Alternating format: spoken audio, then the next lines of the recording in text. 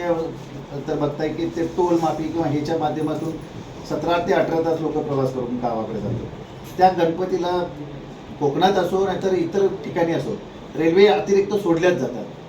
पण कोल्हापूरला कधी सोडली जात नाही. आम्ही मागच्या वेळेला मुश्रीफ साहेबांच्याकडनं प्रेशरने हे करून घेतलं तर त्यांनी एक कुठेतरी ती रेल्वे पाठवायची होती म्हणून रात्रीची एक रेल्वे सोडली आणि ते पण गणपतीच्या 7 दिवस अगोदर.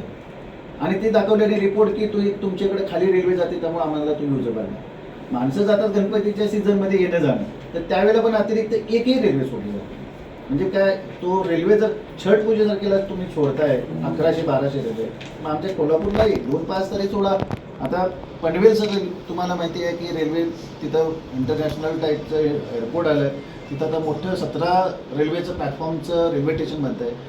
अख्खी मुंबईतले आता सगळे कामगार वर्ग नवी मुंबईला तिकडे शिफ्टेड झाला आहे. तिकडून रेल्वेचा आम्ही प्रस्ताव पाठवतो की तिकडून एखादा जर इकडे शक्य नसेल सह्याद्रीला तर तिथून तो पाठवा. तोही तिथं प्रस्ताव फेटाळला जातो.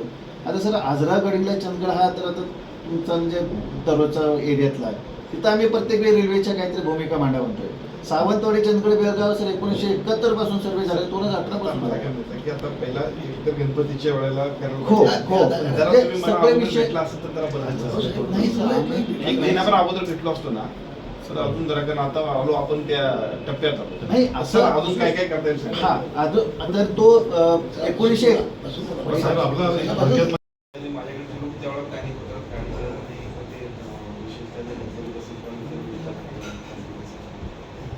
मला असं वाटतं की पुढच्या मंगळवारी तर आम्हाला त्याच्यावरती वर्कआउट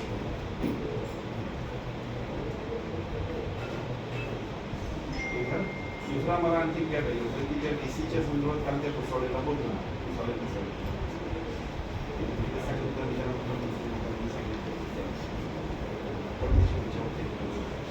बातमी तुमची, साथ आमची.